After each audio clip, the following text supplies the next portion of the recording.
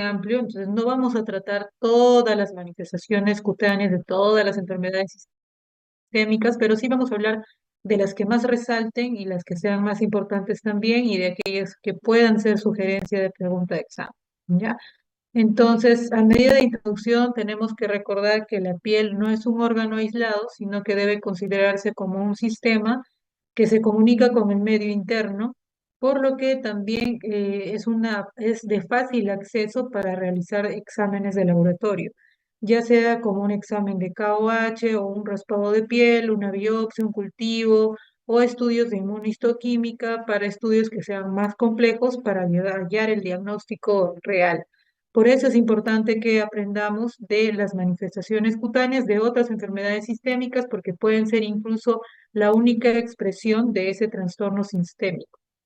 Entonces, ¿pero por qué es importante reconocer a las manifestaciones cutáneas de las enfermedades sistémicas? En realidad, esto puede ser pregunta de examen porque posee un doble origen embriológico ectomesodérmico. Es por esta razón que se relaciona con todos los órganos y sistemas del organismo. Entonces, la piel puede reflejar alteraciones sistémicas de todo tipo, existiendo también algunos marcadores dermatológicos que la pueden preceder o acompañar o seguir al diagnóstico de la enfermedad. Entonces, cuando hablemos de las manifestaciones cutáneas, vamos a ver que en este caso vamos a tratar a manifestaciones cutáneas de enfermedades reumatológicas, gastrointestinales, aquellas asociadas al sistema nervioso o endocrinológicas. Vamos a iniciar entonces con aquellas manifestaciones cutáneas asociadas a enfermedades endocrinológicas y la más frecuente es la diabetes. Espera un ratito,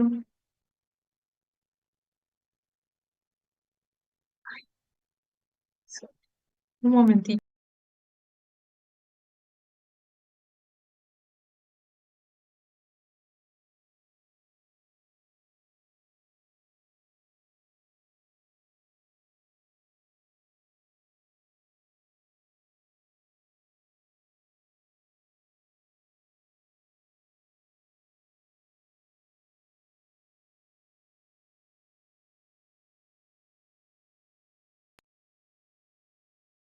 Ya. Entonces, vamos a ver entonces que una de las primeras enfermedades de que vamos a tratar ahora es la dermopatía diabética como manifestación de la diabetes. En este caso vamos a ver que la dermopatía diabética puede ser causada incluso por traumatismos leves y es una manifestación frecuente de personas que sean diabéticas, pero también se puede acompañar en otro tipo de pacientes, como por ejemplo los nefrópatas o aquellos pacientes que tengan neuropatía.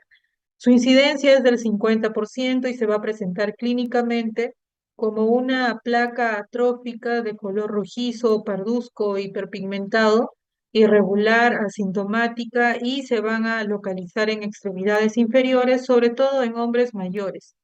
Entonces vamos a ver estas lesiones que son asintomáticas y que pueden crecer incluso rápidamente y tienen un curso también recurrente y mejoran espontáneamente, es decir, no requieren tampoco ningún tratamiento, solamente es observación.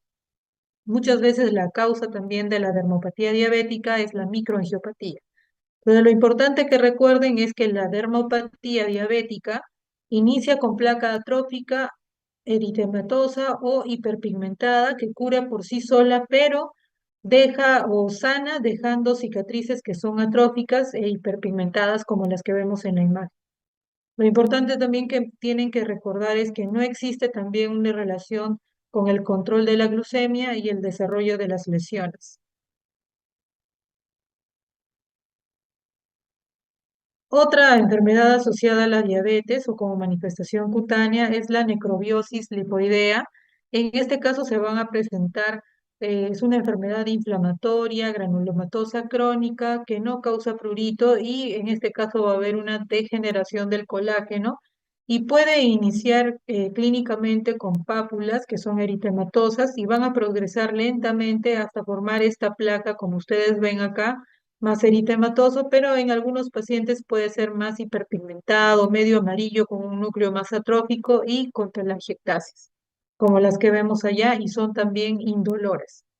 Ahora, en este caso se ha encontrado que el 66 y 75% de estos pacientes tienen diabetes o intolerancia a la glucosa y menos del 1% de los diabéticos desarrolla también esta enfermedad.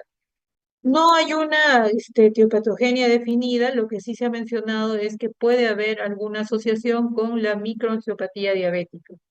El tratamiento en este caso no siempre va a ser eficaz, pero en lo frecuente de ver en estos pacientes es que pueden remitir de manera espontánea, pero hay un grupo de pacientes que va a requerir como tratamiento corticoides que sean intralesionales o corticoides de alta potencia.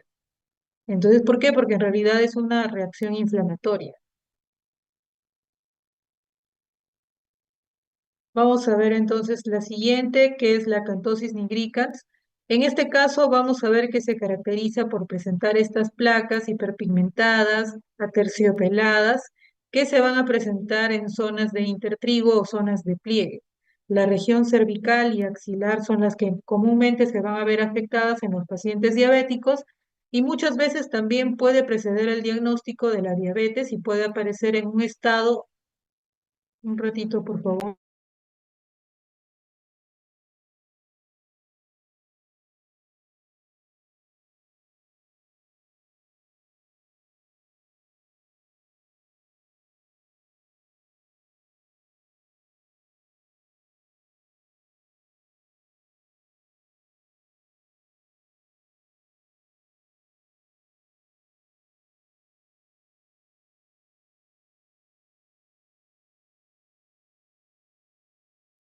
Entonces, como vemos, vamos a ver que estas lesiones se van a presentar con este engrosamiento aterciopelado en el área de los pliegues y es también frecuente en estos pacientes que tienen resistencia a la insulina, obesidad o también síndrome metabólico. El tratamiento en este caso va a ser el diagnóstico y la enfermedad de base. Con tratamiento va a mejorar, pero en algunos pacientes no llegan a desaparecer. Es decir, que usemos, por ejemplo, despigmentantes tópicos en estas zonas no va a ayudar para nada. Lo importante es hacer el diagnóstico de la resistencia a la insulina y que inicie un tratamiento asociado a lo otro que pueda tener, ¿no? Porque también se observa mucho en pacientes que tienen síndrome de ovario poliquístico, en pacientes que tienen obesidad o sobrepeso, y en otros pacientes puede presentarse incluso como una enfermedad paraneoplásica, como por ejemplo en la neoplasia maligna gastrointestinal. Entonces es importante por eso que tengamos en cuenta lo que les estaba comentando. Ahora vamos a hablar de otra enfermedad asociada, que es el granuloma anular. En este caso, el granuloma se va a caracterizar porque va a formar estas pápulas normocrómicas, aeritematosas, que con el tiempo Recording pueden... in progress. ¿Aló, se escucha? Sí, se escuchó, doctor. Ya. Entonces, el granuloma anular puede presentarse con estas pápulas normocrómicas, pero también pueden presentarse formando estas lesiones que tienen una configuración anular. Otras pueden ser al inicio un poco arciforme en el dorso de los pies, de las manos o en las superficies extensoras, sobre todo de las articulaciones. Ahora, el granuloma anular suele aparecer en pacientes que son diabéticos y se ha asociado a enfermedades infecciosas como la hepatitis, VIH y tumores. La enfermedad suele ser asintomática y las lesiones involucionan con un centro en el centro de la placa con hipo o una hiperpigmentación. En la mayoría pueden resolverse solas, pero bueno, cosméticamente no se ven muy bien. Algunos pacientes, por ejemplo, cuando hemos tenido con estas características, se ha asociado con el uso de corticoides, va bien, pero como son lesiones recurrentes y crónicas, usamos ya inhibidores de la calcineurina, como el tacrolimus al 0,1%. Bueno, acá vemos una imagen en donde vemos esta mancha más eritematosa de configuración anular en el dorso de los dedos de la mano y en los codos se ven un poco mejor, ya son unas placas que tienen de configuración arciforme eritematosas, ¿no? En este caso el diagnóstico sí hay que hacerlo con un estudio de histopatología, ¿no? Una biopsia. Entonces ahora vamos a hablar acerca del síndrome de ovario poliquístico.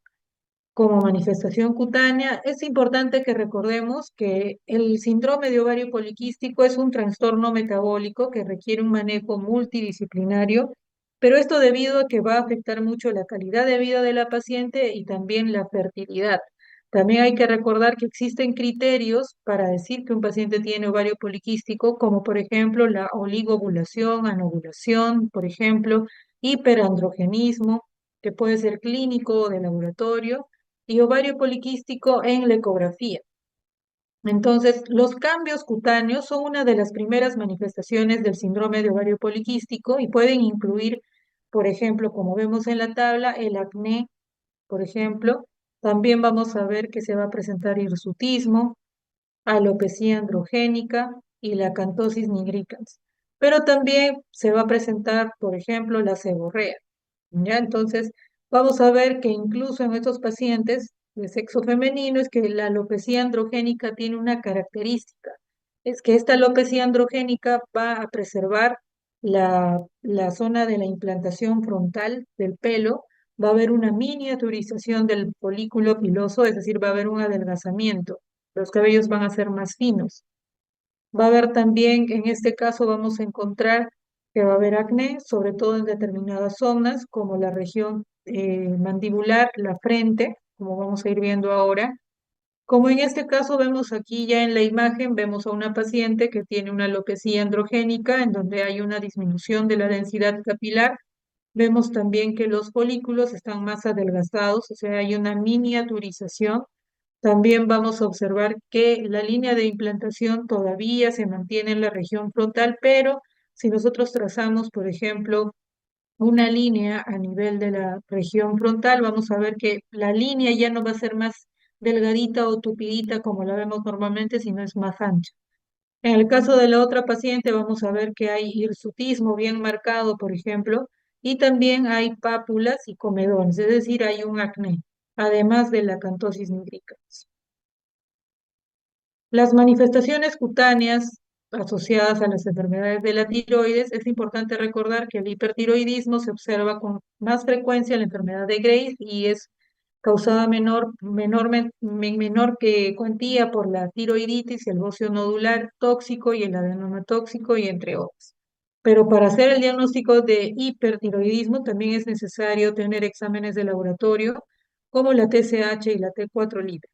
Entonces, dentro de las manifestaciones clínicas del hipertiroidismo, vamos a ver que el paciente va a presentar, por ejemplo, una piel más cálida, húmeda, suave, enrojecimiento, eritema palmar, hiperhidrosis. Es decir, si tenemos un paciente con hiperhidrosis o sudoración excesiva, lo primero es descartar si es una hiperhidrosis primaria o secundaria. ¿Secundaria qué? Aquí entra a tallar el hipertiroidismo. ¿Ya?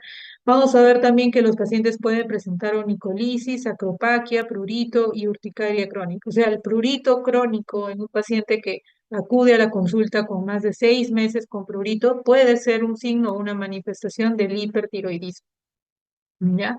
Entonces, aquí en esta imagen, por ejemplo, podemos observar que va a haber un paciente que tiene acropaquia tiroidea, que es una de las manifestaciones también que es frecuente. Vemos los dedos en palillos de tambor, el eritema palmar, vemos también esta alopecia que puede presentarse, esta alopecia areata también. Y el vitiligo, ¿no? Que también es otra expresión de las enfermedades de la tiroides. El mixedema pretibial o dermopatía tiroidea también es otra manifestación que puede ocurrir hasta en el 4% de los pacientes con enfermedad de Graves y se localiza sobre todo en la región inferior de las piernas, a nivel de la tibia y en el dorso de los pies y se puede presentar con pápulas y nódulos y el tratamiento nuevamente son corticoides intralesionales o en algunos casos tópicos. El hipotiroidismo, vamos a verlo también, que se va a presentar en este caso ya no con una piel más cálida, sino que en este caso el paciente puede presentar una piel más fría, moteada, puede haber una piel más seca o una cerosis difusa, crónica, que no mejora, por ejemplo. Puede haber también caída del cabello o de las cejas a nivel del tercio lateral. Entonces vamos a ir viendo a estos pacientes que en este caso también van a presentar estos signos. Por ejemplo, acá vemos ya a los pacientes con estas características, con una cerosis difusa. Y ahora vamos a pasar a ver a las manifestaciones cutáneas asociadas del sistema nervioso. Vamos a hablar entonces de este tema que es bien importante. Tengan en cuenta esto, que es la neurofibromatosis tipo 1, que tiene un origen genético autosómico dominante. Y nosotros vamos a ver que la neurofibromatosis es el síndrome neurocutáneo más frecuente. Entonces, en este caso vamos a ver que la clínica es muy importante. ¿Por qué? Porque vamos a ver que los pacientes van a presentar manchas, café con leche que se presentan desde el nacimiento. También vamos a ver que los pacientes presentan pseudoefélides axilares o inguinales, y a esto le vamos a llamar signo de Crohn, y neurofibromas, pero que aparecen casi al final de la infancia, que pueden pasar un poquito desapercibido, que a lo largo de la vida van a desarrollarse más. Pero también esta se va a asociar, o la neurofibromatosis, vamos a ver que son pacientes que van a desarrollar tumores, como por ejemplo el glioma óptico, astrocitomas, entre otros. También es típico en estos pacientes los nódulos del iris que se presentan en pacientes mayores de 6 años. Dentro de las complicaciones vamos a ver que el 20% desarrolla durante la infancia neurofibromas plexiformes, pseudoartrosis y escoliosis, y el 15% puede desarrollar tumores viscerales y endocrinos. Entonces, acá vamos a ir viendo. Lo importante que acá recordemos es que la neurofibromatosis tipo 1 tiene puntos que tienen que tener el paciente para decir que tiene una neurofibromatosis respecto a las manifestaciones. Por ejemplo, el paciente debe tener al menos 6 manchas café con leche de diámetro superior a 5 milímetros en prepúberes, y tienen que ser superior a 15 milímetros en los púberes. No se olviden de eso, de 6 manchas café con leche para decir que es una neurofibromatosis tipo 1, pero también tienen que haber efélides axilares o inguinales, como los que vemos en la imagen, a lo cual se le llama signo de Crohn, ¿ya? También van a tener 2 neurofibromas cutáneos o neurofibromas plexiformes, que ahora vamos a ir viendo en las imágenes, glioma de la vía óptica, y pueden tener 2 o más nódulos de liso. Puede haber también lesión ósea sugerente de neurofibromatosis y un familiar de pregrado, de primer grado que tenga la enfermedad. De esto, lo más importante que recuerden es que la neurofibromatosis entonces tiene como manifestación cutánea, pregunta de examen, al menos 6 manchas café con leche superiores a 5 milímetros y presencia de félides axilares y al menos 2 neurofibromas cutáneos. Entonces la pregunta puede ser, ¿la neurofibromatosis tipo 1 está asociada a 2 puntos? Y va a ir mencionando cuáles son sus características. ¿Ya? Entonces acá tenemos la imagen del paciente que tiene manchas café con leche. Este paciente, por ejemplo, de la misma forma tiene tus neurofibromas que son incipientes, pero en esta imagen, por ejemplo, ya vemos neurofibromas que son ya más visibles, ¿no? Como los que vemos acá. Son tumores que son sésiles prácticamente. Esto también es importante que lo puedan ver. Esta es la esclerosis tuberosa. Vamos a hablar de este. Es un síndrome neurocutáneo con herencia autosómica dominante y se manifiesta antes de los 5 años de vida. Entonces, nuevamente, pregunta de examen en la clínica, ¿qué es lo que vamos a ver en la esclerosis tuberosa? Angiofibromas faciales en un 70-80%, como los que vemos en la imagen, que presenta estas pápulas o estos angiomas en la región malar, pero también van a presentar esta placa fibrosa de la frente, que se presenta en el 20-40%. Ahora vamos a ver también que se va a ir presentando con las máculas hipomelanóticas lanceoladas y la placa en zapa, y los fibromas periungueales o tumor de Cohen. Pero además también tienen manchas café con leche, pero acá no mencionan el número. Entonces, esclerosis tuberosa, 2 puntos, manifestaciones cutáneas son máculas hipomelanóticas, placa en zapa, fibromas periungueales y manchas café con leche. La otra era diferente. 6 manchas café con leche. Por ejemplo, acá ya vamos a ir viendo entonces cómo se va presentando estas manchas, ya, estas máculas o estas manchas hipomelanóticas lanceoladas, como vemos acá en la imagen del pacientito. Pero acá, por ejemplo, vemos ya la imagen de la paciente que tiene estos angiomas, angiofibromas faciales. También vamos a ver en la imagen C cómo este paciente ya tiene estos fibromas periunguales, llamados también tumor de Cohen. Y en la D vamos a tener la placa en SAP. ¿Ya? Entonces, vamos a hablar ahora del síndrome de Stroop-Weber. Este es el tercer síndrome neurocutáneo más común y como manifestaciones va a tener también manifestaciones neurológicas, como por ejemplo las convulsiones, atonías tónicas, clónicas, mioclónicas, y las lesiones se caracterizan porque van a presentar un angioma que afecta a la cara y la coroides y la leptomeninge. Dentro de las manifestaciones cutáneas vamos a observar que estos pacientes van a tener malformaciones vasculares que consisten en estos capilares dilatados, pero se limitan, delimitados más que todo a la dermis.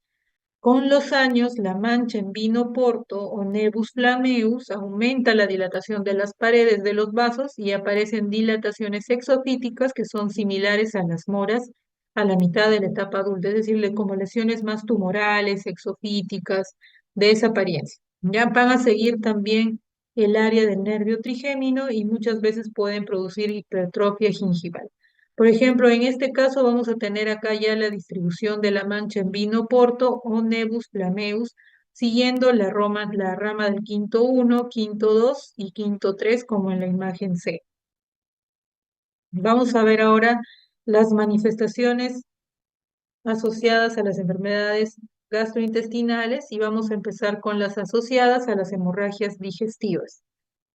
En este caso vamos a hablar del pseudo santoma elástico. Este es un trastorno hereditario con alteración del tejido elástico por calcificación progresiva. En este caso vamos a ver nosotros que va a iniciar a los 20, 30 años y se va a caracterizar porque va a presentar estas placas que son amarillas de superficie como un empedrado o piel de gallina, pero que se presenta en pliegues como el cuello, pliegue axilar, inguinal o periumbilical, como vemos aquí en la imagen, en esta placa como un empedrado, ¿ya? En diversas zonas mencionadas. Otra es la telangiectasia hemorrágica o el síndrome de Rendu-Osler. Este es un trastorno autosómico dominante en el que va a haber una displasia vascular multisistémica, en donde se van a producir capilares ectásicos mucocutáneos. En este caso va a iniciar en la adolescencia, inicia en las mucosas, causando también una epíxtasis en el 90%.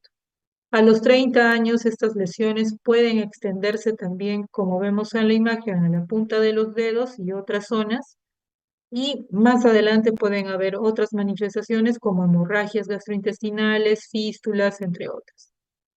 Las asociadas a la poliposis, en este caso vamos a ver el síndrome de Gardner. Esta tiene una triada característica que es osteomas múltiples, poliposis gastrointestinales y tumores mesenquimatosos en la piel y tejidos blandos.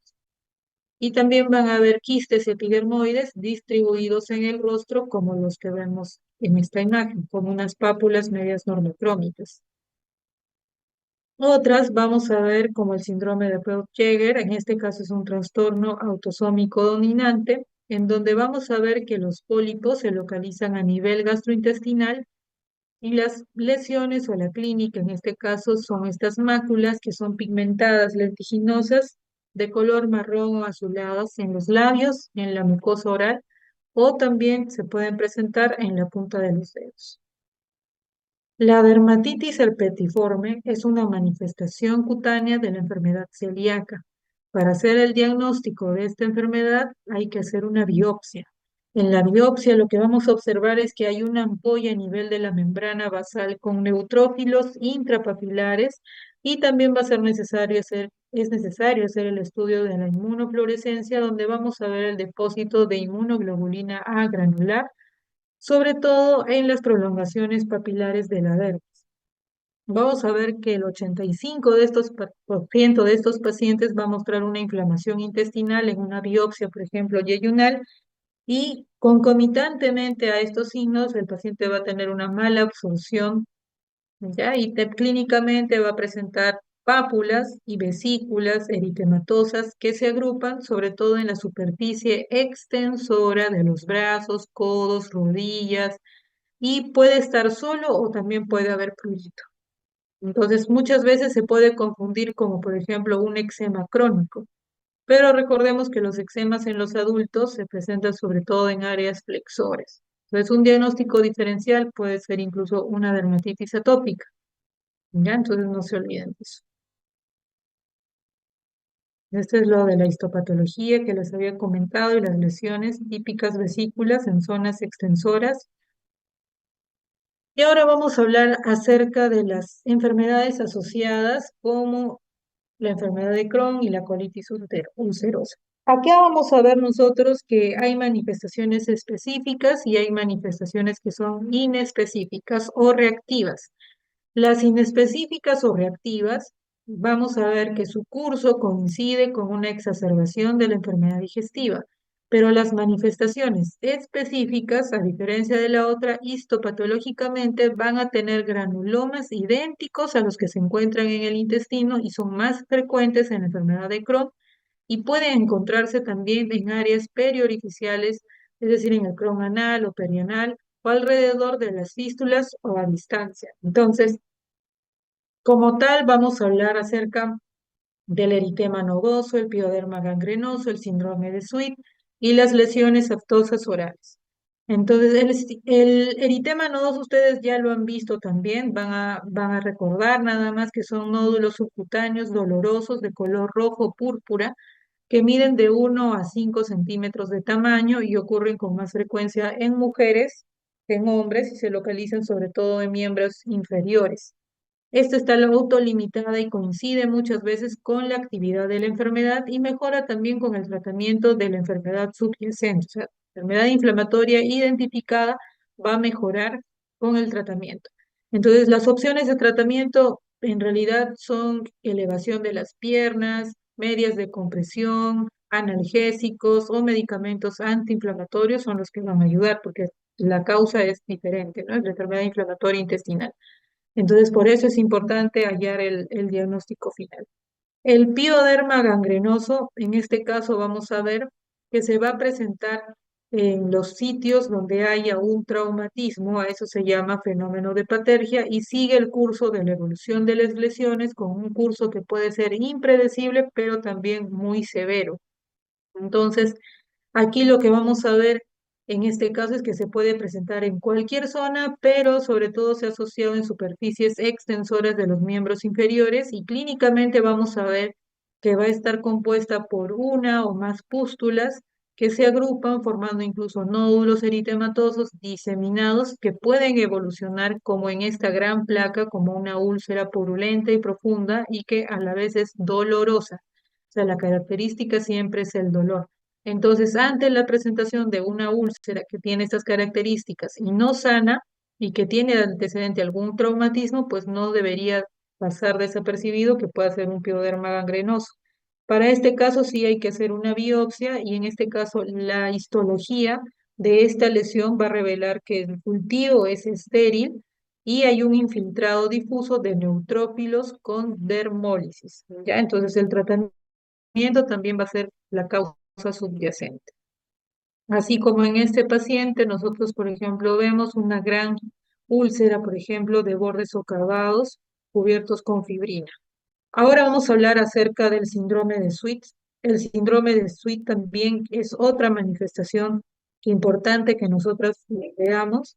En este caso vamos a ver que clínicamente se caracteriza por la aparición brusca de múltiples lesiones eritematosas que pueden ser placas, pueden ser pápulas, pueden ser nódulos, que son bastante sensibles o son bastante dolorosas y se acompañan de fiebre, quebrantamiento del estado general y la característica es que hay leucocitosis con neutrofilia. Puede iniciar entonces con fiebre, compromiso del estado general. Entonces, si ustedes observan acá, van a ver que se presenta con estas placas eritematosas sin descamación, ¿ya? Entonces, muchas veces afectan las extremidades, el tronco, la cara, y también se correlaciona con la actividad de la enfermedad inflamatoria intestinal. La histología de estas lesiones va a ser lo clásico, va a ser el infiltrado neutrofílico y el tratamiento de las lesiones son los corticoides. Entonces, pero también hay que recordar que el síndrome de Sweet también se ha asociado con otras enfermedades autoinmunes o inflamatorias, neoplasias, embarazo, consumo de medicamentos. Entonces, siempre hay que también tenerlas presentes. Y así como vemos, se presentan como múltiples lesiones tipo pápulas, placas, rojo brillosas, sin descamación o casi nada de descamación. Pero también hay otros diagnósticos diferenciales, como por ejemplo el pseudolinfoma, también puede presentarse así, ¿ya? En este caso, por ejemplo, se ve a un paciente que tiene una manifestación atípica del síndrome de Sweet, que muchas veces se puede ver con estas placas eritematosas con un centro ulcerado, pero en la periferia, dentro de la lesión, tienen como estas pápulas, como si fuera un rosario. Esa es otra manifestación que no es muy típica, pero en el caso del que presentaron en este artículo, el paciente era una presentación, pero para neoplasia. Las aftas orales, en este caso las lesiones, sí están asociadas a la enfermedad o a la enfermedad inflamatoria. Surgen debido a que hay una inflamación y ulceración oral y se correlaciona con la actividad de la enfermedad. Y en este caso, las condiciones comunes incluyen lesiones como aftas orales, periodontitis, entre otras, y el tratamiento va a ser con corticoides tópicos para las lesiones. Entonces, respecto a este tema, ya las enfermedades, las manifestaciones de las enfermedades reumatológicas, vamos a hablar solo de algunas porque esto es bastante amplio. Entonces, la idea es que tengan más que todo presentes ciertas o las que hemos estado dejando acá en detalle al momento de hacer la exposición. Entonces, dermatomiositis es un tema que sí tienen que tener en cuenta al momento de que del repaso que puedan hacer ustedes, porque sí es algo que lo pueden ver y muchas veces se puede confundir con otras cosas más. Por eso es importante que sepan la clínica de la dermatomiositis. Entonces, esta es una enfermedad que es parte de las neopatías inflamatorias, en donde el hallazgo distintivo va a ser la manifestación cutánea. En la mayoría de los casos, el compromiso cutáneo también precede a la afectación muscular, por eso es importante que lo tengan en cuenta. Entonces, van a tener características o la clínica patognomónica, signos que pueden indicar, otros que son menos comunes, pero los que vamos a indicar ahora son los que van a ver con frecuencia.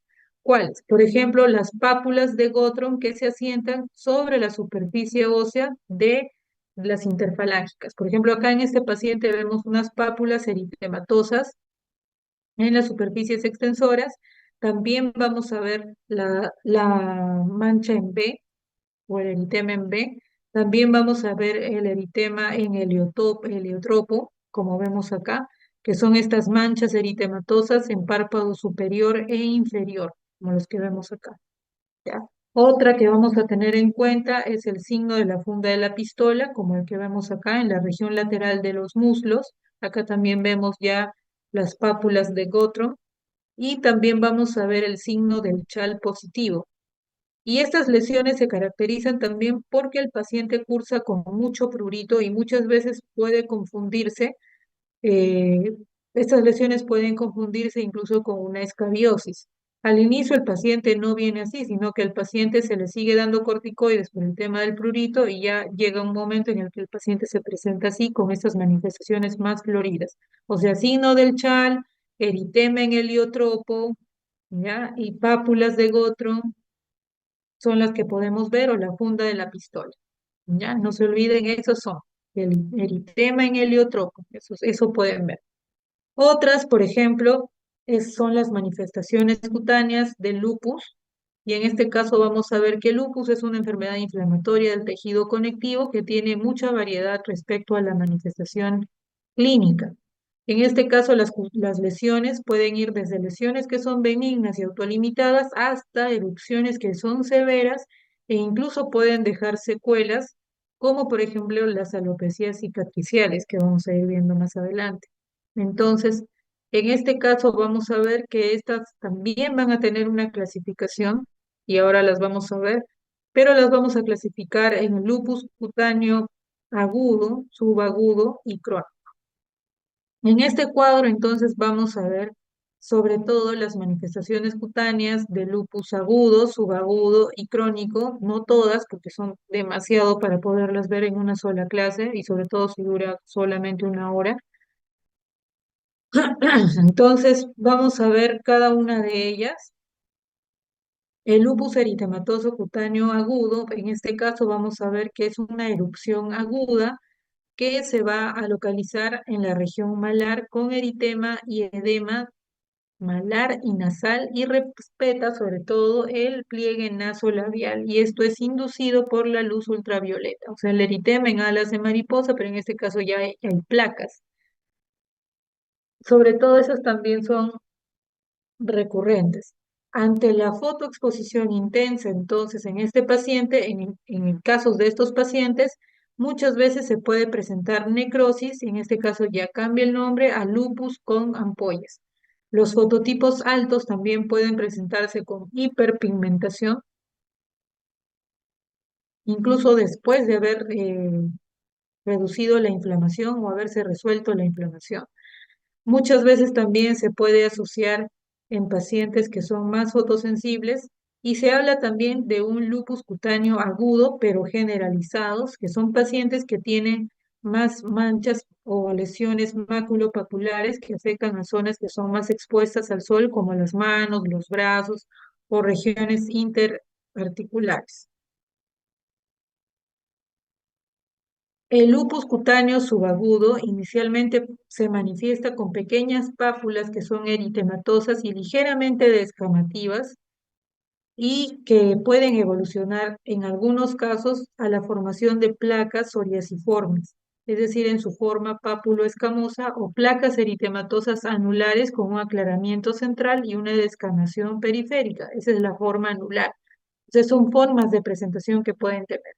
Los dos tipos de lesiones pueden tener un espectro también que sea superpuesto y mostrar vesículas o costras o incluso ampollas hemorrágicas en la periferia. No es lo usual, pero puede también pasar así o puede presentar, tener esa forma de presentación. Cuando remiten estas lesiones, lo importante es recordar que pueden dejar telangiectasias o manchas o hipercrómicas o hipocrómicas. No va a haber cicatrices y tampoco hay atrofia cutánea. Por ejemplo, este es un caso de un paciente que tiene un lupus cutáneo subagudo, pero en este caso vamos a ver cómo en su región anterior del escote o en el tórax anterior presenta estas placas eritematosas escamosas y en algunas, en la zona de la región anterior de los brazos o del tórax, tiene ya lesiones similares a las de un vitiligo, ¿no? O sea, es manchas más acrómicas que afectan al tronco anterior y a la superficie extensora de las extremidades, ¿no? También vemos en el dorso de la mano. El lupus cutáneo crónico, en este caso vamos a hablar de lupus eritematoso discoide clásico. En este caso las lesiones se caracterizan porque hay eritema, telangiectasias, escamas, que también pueden estar bien adheridas, que tienen un aspecto más que todo discoide y varían de placas delgadas a gruesas con hiper o hipocromía. Cuando no se tratan de manera eficaz, pueden también dejar cicatrices o atrofia cutánea. Puede ser muchas veces asintomática, puede presentarse de manera única o con múltiples lesiones, pero vamos a tener que la característica es que afecta a zonas que son fotoexpuestas. Entonces, cuanto más extensa sea la presentación y debajo del cuello sea la localización, mayor va a ser el riesgo también de desarrollar el lupus. Ya también puede presentarse con reacciones acneiformes en ciertos casos y también puede haber alguna afectación del cuero cabelludo y puede darse en el 60% de los pacientes y puede incluso ser la única región afectada. Por eso es que en el caso de estos pacientes puede presentarse como una alopecia cicatricial, o sea, el lupus eritematoso cutáneo crónico, en este caso el lupus discoide, puede dejar una alopecia cicatricial cuando se produce en el cuero cabelludo porque hay una destrucción del folículo cuando no hay un tratamiento temprano. Ya así como vemos en la imagen, vamos a ir viendo cómo se van desarrollando y acá vemos la afectación ya del cuero cabelludo, como les comentaba, y la alopecia cicatricial ya es secundaria a la destrucción del folículo. La paniculitis lúpica clínicamente se va a manifestar con nódulos que son pétreos subcutáneos que si no se tratan adecuadamente conducen a una atrofia y a una calcificación subcutánea y ulceración ocasional. Puede presentarse en la región malar, temporal y miembros superiores, pero también puede presentarse en muslos, glúteos también. Y en este caso vamos a ver que el término también lupus profundo cursa muy a menudo como un sinónimo de la paniculitis lúpica. ¿Ya? Entonces vamos a ver cómo acá ya va dejando estas lesiones que son más atrofias con calcificación subcutánea, no tanto en el rostro como en miembros inferiores. Ahora vamos a ver ya lo último, vamos a ir avanzando. El lupus túmido en este caso se va a presentar con estas pápulas o placas o estas lesiones que son localizadas en zonas fotoexpuestas como el área del escote, hombros, entre otras. Y hay que pensar en estos casos que cuando vemos a un paciente con este tipo de lesión, se tiene que hacer una biopsia, uno, por la configuración que tiene, porque es una placa media anular, pero es un poco más engrosada. Es como una placa de configuración anular eritematosa que está en zona fotoexpuesta en una paciente de sexo femenino. Tenemos que estar pensando en que puede ser un lupus, también puede ser un granuloma anular, también puede ser un pseudolinfoma. Pues la única forma de hacer el diagnóstico es con una biopsia. Por eso es importante hacer el diagnóstico temprano. Estas lesiones también aparecen en forma de brotes, siempre con relación con la exposición solar, sobre todo se presenta en primavera y en verano, ¿no? Como las que vemos aquí también. Ahora, las manifestaciones cutáneas asociadas a enfermedades suprarrenales, vamos a hablar del síndrome de Cushing. En este caso, ustedes ya saben de que el síndrome de Cushing, en este caso hay un exceso de corticoides y clínicamente el paciente va a presentar cara de luna llena, el cuello de búfalo, depósito de grasa a nivel de la cintura pelviana, reducción de la grasa a nivel de brazos, piernas, atrofia epidérmica, estrías. Puede haber acné también por corticoides e hirsutismo, ¿ya? En esta imagen, por ejemplo, de vista lateral, podemos ver cómo hay una almohadilla de grasa dorsocervical debido a que hay un depósito de la grasa en la parte posterior del cuello y en la parte superior también de la espalda en un paciente que tiene un Cushing iatrogénico. También vamos a ver que el paciente puede presentar una alopecia androgénica, puede también tener infecciones fúngicas por inmunosupresión, puede tener unas estrías rojo-vinosas en la región anterior del abdomen, puede presentar plétora facial o acné o hirsutismo incluso. Algo es importante que puedan recordar que el acné inducido por corticoides se presenta como lesiones que son monomorfas a diferencia del acné, que son lesiones polimorfas. En el acné pueden encontrar pústulas, nódulos, quistes, comedones, etcétera. En cambio, en un acné, de acuerdo al contexto del paciente que está inducido por corticoides, van a haber lesiones que predominan. Por ejemplo, acá puede ser que hayan lesiones que predominan como pápulas monomorfas, en su mayoría. ¿Ya? No se olviden de eso.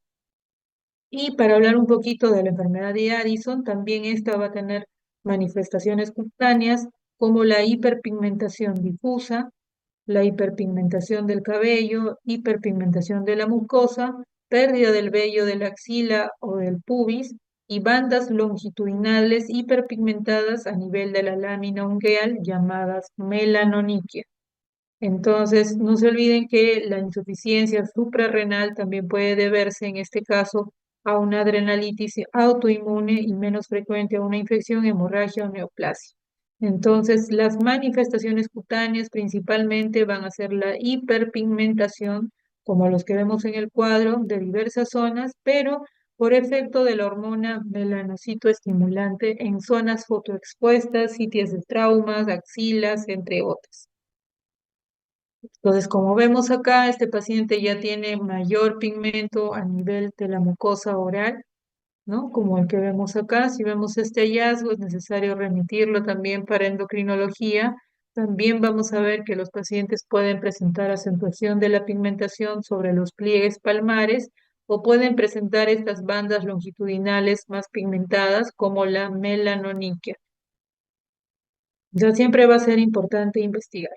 Entonces, solo como un mensaje, la piel no solamente es un órgano aislado, como ustedes ven, sino que también debe de considerarse como un sistema que se comunica con el ambiente interno, como una manifestación, y el conocimiento de estas manifestaciones en muchas ocasiones pueden ser la única expresión de una enfermedad asintomática que puede ayudar a un diagnóstico que sea precoz.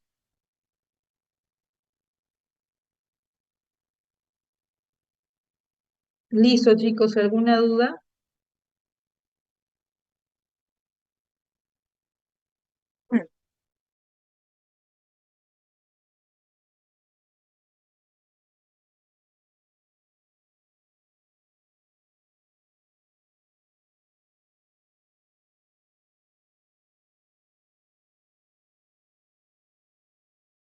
Todo claro, doctora. Muchas gracias.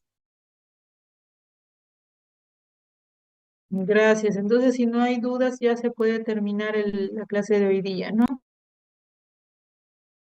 Muchas gracias, doctora.